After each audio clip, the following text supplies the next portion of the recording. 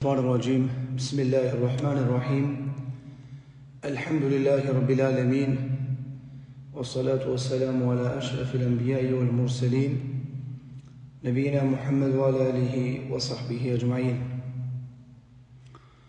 أما بعد فلنريم ذي العظيمة إتعقيبة الله عز وجل صلوات والسلام على محمد عليه الصلاة والسلام Po që edhe mshira Zotë Gjellewala qof mbi të familjen e tij, shokët e tij sinqer besnikë dhe mbi të gjithë ata që e pasojnë deri ditën e gjykimit. Të nderuara xhiroze jemi në ligjëratën e radhës të cikli i ligjëratave të sabahut gjatë muajit bekuar të Ramazanit. Cikli i ligjëratave pra është meditime të ajeteve kuranore. Pra bëjmë përzgjedhjen e ajeteve e pastaj i meditojmë, nxjerrim mësime dhe porosi, të cilat mësime dhe porosi i kanë nxjerr dietarët islam. Porosia e radhës është në surën Isra, ajeti 80, ku Allahu Azza wa Jall tregon duan edhe lutjen që e ka bërë pejgamberi alayhis salatu wassalam, pra kur ka dalë nga Mekja, tha: وقل ربي ادخلني مدخل صدق وأخرجني مخرج صدق واجعل لي من لدنك سلطانا نصيرا. Tha: o Allah, më nxirr nga Mekja, se është e nevojshme me sinqeritetin më të madh. Thot: وقل ربي ادخلني, më fut o Zot në një vend të sigurt, me hyrje të sigurt, o fjalë Medine, mudkhal sidq, edhe një vend dhe thot të sinqert, wa akhrijni mukhraj sidq, edhe më nxjerr, dhe thot nga Mekja me nxjerrje të sigurt, waj'alni min ladunka sultanan nasira, dhe më dhuro fuqi madhështore në çdo aspekt, ya Rabbul Alamin, apo o Zot. Andaj pejgamberi alayhis salam ka bërë këtë dua dhe kjo vlen edhe për neve. Do thotë që ta lutim Allahun Azza wa Jall që nëse është e nevojshme me lëshu vendin me lëshu me arsye të sinqerta, edhe me shku në një vend me bo dua që Allahu me të fut në atë vend, me shku me sinqeritet për të arrujt fejnë e Zotit Gjelle wa Ala. Normalisht, këto e ka praktiku pejgamberi alayhis salatu wassalam, që Allahu Azza wa Jall dhëtë t'ja mësoje të dërguarit e tij, dhe thot që çfarë do që bën, çfarë do që vesh, çfarë do që ha.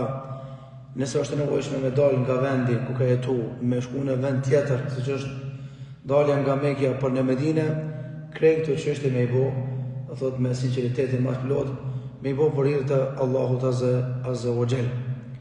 Gjithashtu ka thonë ulemoja, pejgamberi alayhis salatu wassalam e ka bërë këtë dua gjithashtu që t'jetë larg dhe sa më larg ai dhe ummeti i tij nga syfacia, edhe nga shtirja, thjesht këto çështje dhe këto gjëra me i bo vetëm për hir të Allahut Azza wa Jall.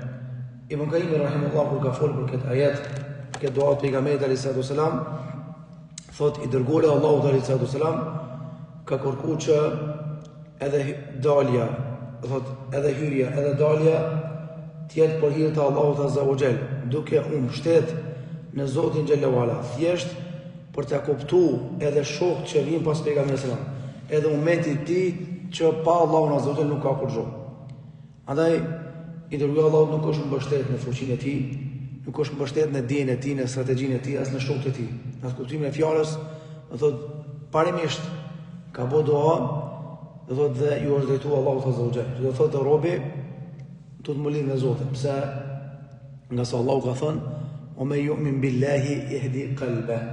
Kush e beson Allahun si duhet, Allahu e udhëzon zemrën e tij.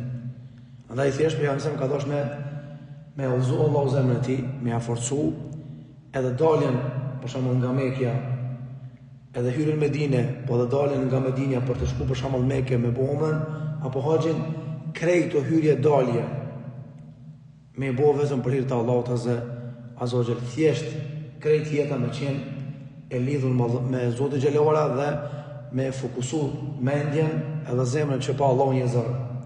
Pa Allahun nuk je, do thot kurkushi.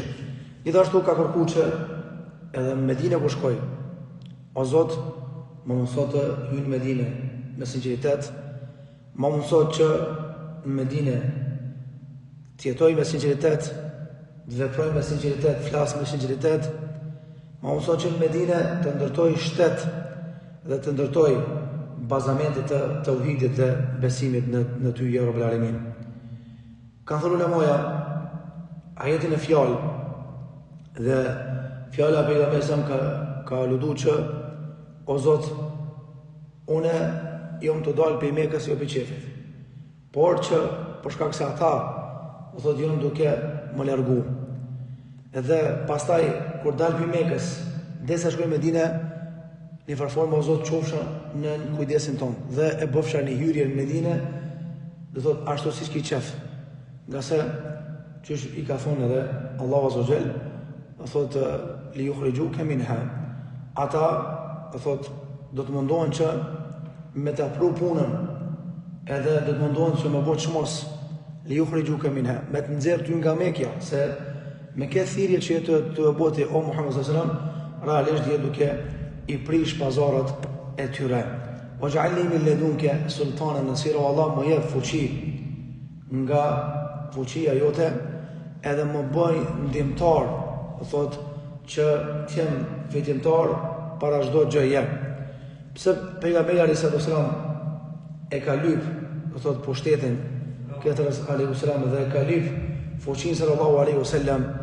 Kanë thënë ulemoja se me pushtet bëhen gjëra të cilat gjëra nuk bëhen kanjer me ajete kuranore. Në kuptimin e fjalës, njerëzve gjithditën lexojnë ajete kuranore nëse këto ajete nuk bëhen ligje komunale apo shtetërore. Edhe kur bëhen ligje komunale shtetërore, pastaj vjen edhe mundësia me implementu këto ligje rrugën e Allahut Azza wa Jall. Qase që thot Uthmani radhiyallahu an, inna Allah la yaz'a bisultan ma la yaz'u bil Quran. Allahu ka një herë thot i vendos disa gjëra, i fut themelet e disa gjërave dhe i largon disa të këqija, thot me fuqi komunale apo shtetërore, të cilat gjëra Allahu nuk i ka bëu me Kur'an. Nga se do thot njerëzve kanë herë duhet me tregu, do thot edhe dhëmbët që thot populli, do thot për shkak se çysh ka thonë edhe Ibn Kathiri, la yamna'u bi sultani an irtikabi al-fawahish.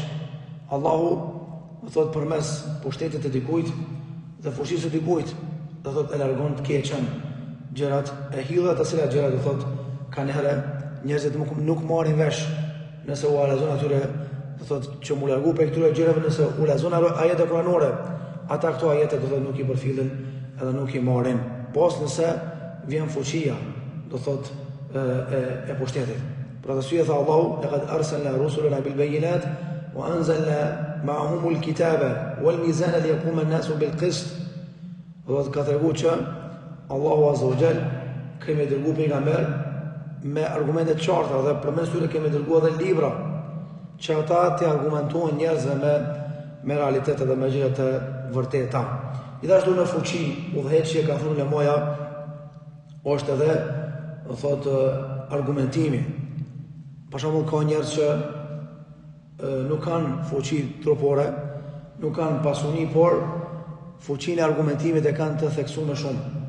Do të kur hyn debat me dikund, do të jenë fuqishëm dhe normalisht dalin në debate dhe fitojnë. Gjithashtu ka thënë ulemoja, Allahu Azza wa Jalla e ka ndihmuar pejgamberin që mi fut armikut në zemër, do thot frikë, një muj ece në këmbë. Dhe Allahu tha ku qul ja al-haq wa zaqa al-batil inna al-batila kana zahuqa, thuaj atyre edhe vërteta dhe u zhduk e kohta. Do bit nga ky ajet është ai i cili mundohet me qenë sinqert me Zotin. Allahu Azza wa Jall ka për ta ndihmu. Gjithashtu ajetin e fjala me kuptu që luan rol edhe aspekti material, edhe aspekti i fuqisë, udhëheqjes, karshi imanit, besimit. Mirë po normalisht, njeriu nuk ka sukses pos me ndihmën e Allahut azza wa jall. Qysh kanë bërë dua dhe kanë thonë pejgamberët e Allahut, "Oma tawfiqi illa billah." Suksesi nuk vjen ndryshe pos me Allahun subhanahu wa ta'ala. Gjithashtu kanë thonë ulemoja, ajetin e fjalën na mëson se njeriu vazhdimisht duhet me qenë i lidhur me Allahun azza wa jall. Konkretisht muslimani duhet me kërku vazhdimisht fuqinë dhe ndihmën e Zotit xhelle wa ala. Gjithashtu pejgamberi alayhi salatu wasalam ka qenë thot i fuqishëm edhe në aspektin e argumentimit, jo vetëm në aspektin e luftimit. Kështu kanë qenë edhe pejgamberët e Allahut azza wa jall. Për shembull shumë vende në botë të kaluar janë shliru nga idhujtaria e kufrit dhe shirku pa luftë.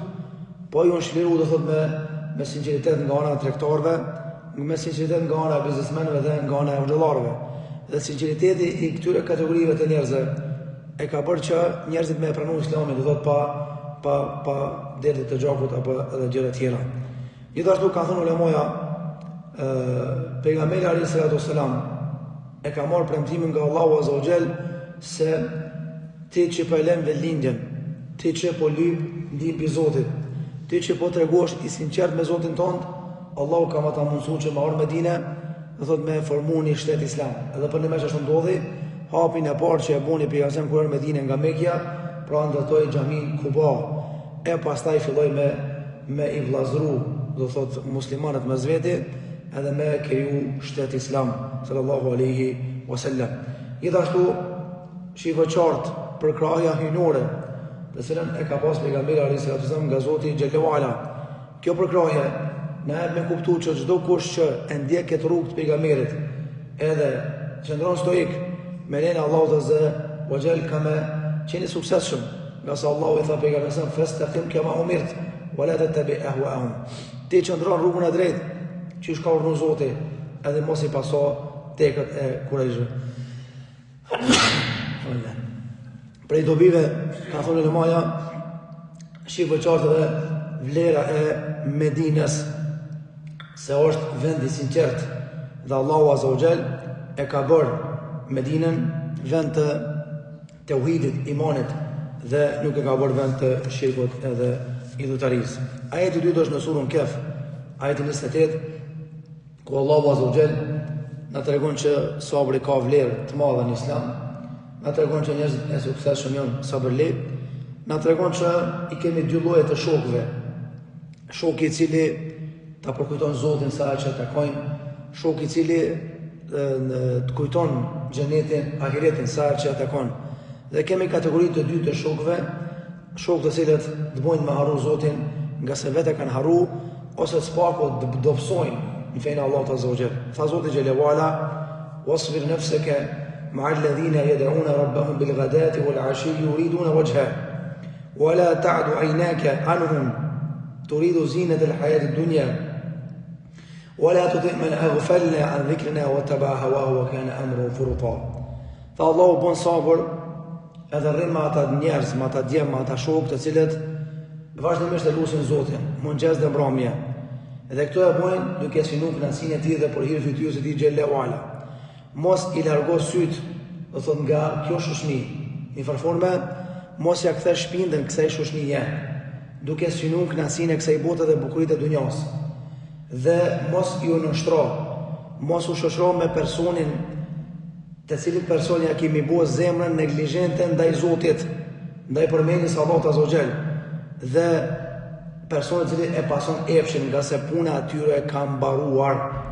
Allahu azza wa jall me këtë ajet kuranor e ka këshilluar pejgamberin alayhi salatu wasallam që i dërguar Allahut, do thotë qëndrimin e tij dytor ta bëj me njerëzit të cilët njerëz janë të lidhur me Allahun azza wa jall.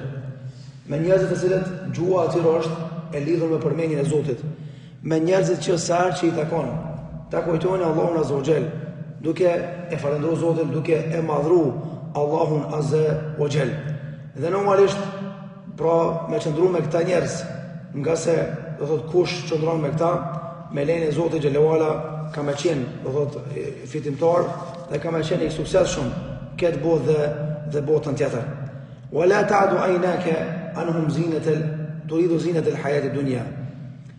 Mos vazhdoje dunjoja edhe të larguash nga shokët e mirë. Pse?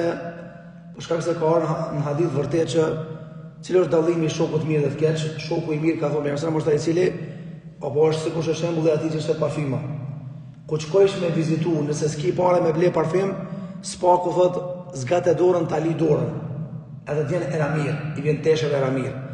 Ndërsa shoku i keq ta pejgamberi është sikur se farktari.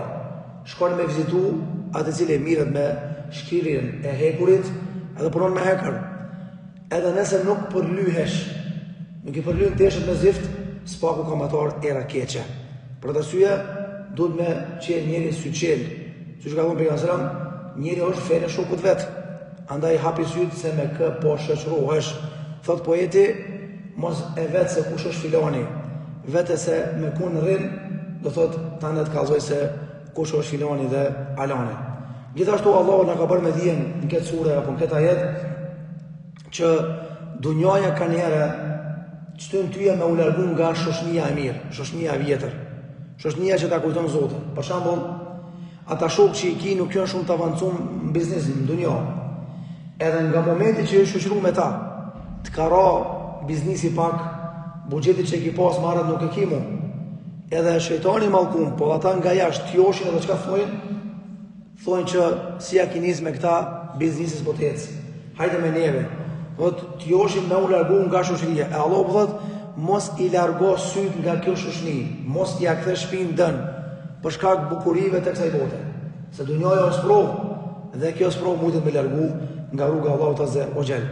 Pastaj tha wala tuti man aghfalna qalbahu an dhikrina. Mos rri me njerëz me shoqëni që nuk i bjen mend sa pa ksham ne jam me thon elhamdulillah. Apo kur ha ushqim bismillah. Apo kur pi ujë bismillah. Çka dy ky shok? Që s'din me falendëru Zotin e vet. Andaj mos rri me shok që me bu me të një të thonë subhanallah, thonë adeba alo me këto pleqëra, me thonë elhamdulillah, alo për mirë me kësisena, Allah e ka thonë wa me jashu an dhikri rrahmani nuqayyid lahu shaytanan fa huwa lahu qarin. Ai cili largohet nga dhikri përmendja e Allahut, kena me aboni shejtan shok, edhe kaç kohë ka me vete, Allah na ruaj. Wa man a'rada an dhikri fa inna lahu ma'ishatan danka. Ai cili largohet nga përmendja e Zotit, thot Allahu, ka me pas jetë me brenga dhe jetë të zymt. Wattaba hawa. Mos rrima si shok që lakmojnë me bu haram.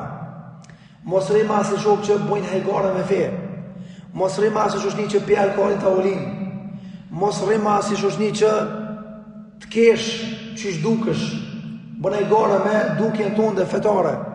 Mos rrima si shoqni që kur të shohë të spit në dorë të bëj dhikr, thot a plak jetja, a gji jetja. Këta njerëz e pasojnë nefshin. Ti mundesh me thonë, unë nuk bona si aj, a mu me kalimin e kohës, ki mund i ku pe ti. O kjana emru furuta, e Allahu për përmbyll ajeti për thot, mos rri me këta njerëz e puna atyve ka mbaru, i farforme, këta me këto punë jonë destinu ka xhenemi. Ti apo do me bu me ta bashk, edhe me shku në xhenem, Allahi na ruajt. E para prej dobive ka thënë ulemaja është Allahu ka dashur na tregu që na vazhdimisht duhet me u shoqëru me shoqëni të mirë. Dhe normalisht shoqënia e mirë bëhet sebeb që me fitu të mira këtë botë dhe botën tjetër. Gjithashtu rreziku i shoqërimit me shokë të këqij. Sa burri mirë ka qenë i moralshëm, kur ka nejt me filanin me alanin, e kemi pa që përpara nuk ka shajt, nuk ka përdorur fjalor të keq. Mas një javë ka ndryshu fjallori i ti, pse? Po rrej me filanin e shumë shanë, ofendon. Ai tjetri bën kështu, ai tjetri bën kështu, do thot sa burrat mirë, ju largu pi xhamisë, pi shoqënisë mirë, për shkak dy shokëve të këqij, Allahi na ruaj. Dobia e radhës ka thonë lemaja është prej dobive që i fiton njëri prej shokut mirë, ma pak të është ja kujton Zotin, ndërsa prej dobive negative që i përfiton njëri nga shoku i keq është që e largon nga përmendja e Allahut azza wa jall. Gjithashtu kanë thënë dietarët prej dobive është se Allahu azza wa jall e ka caktuar që pejgamberi sallam me pas sukses në këtë pejgamberlluk me shok të mirë, me shok që përkrajnë sunetin dhe Kur'anin. Për të arsye Isa alayhis salam kur Allahu e bëri pejgamber, çka tha? Men ansari ila Allah. I tha, kush po më ndihmon mua me përhap fenë e Zotit? Ata thanë, nahnu ansarullah. Gjithashtu pohimi, do thotë se Allahu azza wa jall, do thotë ka fytyrë, por fytyra e tij normalisht nuk ngjason me krijesat. Për të arsye Allahu tha, wa yabqa wajhu rabbik. Çdo gjë ka moshduk, mbetet vetëm fytyra e Allahut azza wa jall, subhanahu wa taala. Gjithashtu ka unë lemoja, zemra është e bardhë. Mirë po momentin kur bën gjuna, edhe rri me shok të këqin, ajo zemër fillon me unëzi. E kur të nxihet zemra, pastaj nuk pranon ndriçimin e imanit, besimit. Dhe ajo zemër, vend se me të urdhru me bo mirë, ka me të urdhru me bo keq, Allah i na ruaj. Gjithashtu, nuk është lehtë me bo sabër, mos me net me një shok i cili është shok i klasës. Mirë po, në pikë të Ramazanit pi kafe, në pikë të Ramazanit pi duhan. Mirë po të eki shok klasës, shok të rinis, a më ullë të ujnë me të? Jo, valla. Edhe vlane pash. Ti nëse ki bo ndër me mos më ninu, ma e për veti. Ama me dalë së zotni, më ullë me mund të ullin, me pi kafe, me pi cigare, unë se të lëroj. Se kjo është ajgore, me bu me fejnë Allahut azza wa jall, po edhe ajgore me bu me vetë vetën tonde. Gjithashtu, tha Allahu men aghfalna, mos rrima si njerëz që ja kena bo zemrën e tyre shkujdesur ndaj fesë së Zotit, apo ndaj meje, tha Zoti. Që do thotë, zemrat janë durët e Zotit. Zoti i rrethlon ka doje, ose për devijim, ose për udhëzim, Allah na ruaj. Gjithashtu, shihë qartë vlera e dhikrit përmendjes së Allahut azza wa jall. Dhe se muslimani duhet me qenë, do thotë me dhikr, mëngjes edhe mbrëmje. Nga se dhikri, do thotë, është për muslimanin sikurse uji për peshkun, kanë thonë moja. Për të arsye Allahu azza wa jall e ka urdhëruar pejgamberin që me bëu dhikr shpesh dhe ka urdhëruar që me përmend Allahun dhe me bëu tasbih. Ja ju alladhina amanu dhkurullaha dhikran kathira. O të cilët keni besuar Allahun, përmendni Zotin shpesh. Wasabbihuhu bukratan wa asila, edhe bëni tasbih Allahun mëngjes edhe mbrëmje. Gjithashtu thotë Zoti dhe me këto po përmbylli, alladhina yadhkuruna Allaha qiyaman wa qu'udan wa ala junubihim. Allahu le adhuron ata të cilët e përmendin Zotin kur janë kom, duke shkuar në xhami, duke dalë prej xhamis, duke shkuar në punë, duke u kthyer pi punës, e përmendin Zotin. Allahu le adhuron ata të cilët e përmendin Zotin ulur. Kjo në xhami më herët nuk po kish ka me bo dhikr, subhanallah, elhamdulillah. Ke shkuar jetu e prit iftarin, me bo dhikr. Jetu vozit automobilin, me bo dhikr. Edhe fundit është edhe ata të cilët e përmend Allahun kur janë shtrit. Kur je shtrit, vjen puna, mos në spital. S'kish ka me bo 8 orë, 10 orë, 20 orë, 30, 4 javë. Pse me u kuan kot, me bo dhikr, astaghfirullah, astaghfirullah. Je shtrit, kiro me flajt. Ke bo bismillah, i këthy kra gjafës për mërgjumi. Lezoj surën kul wallahu ahad, ikhlasin, felekin, nasin, thuj subhanallah, alhamdulillah, Allahu akbar, la ilaha illallah.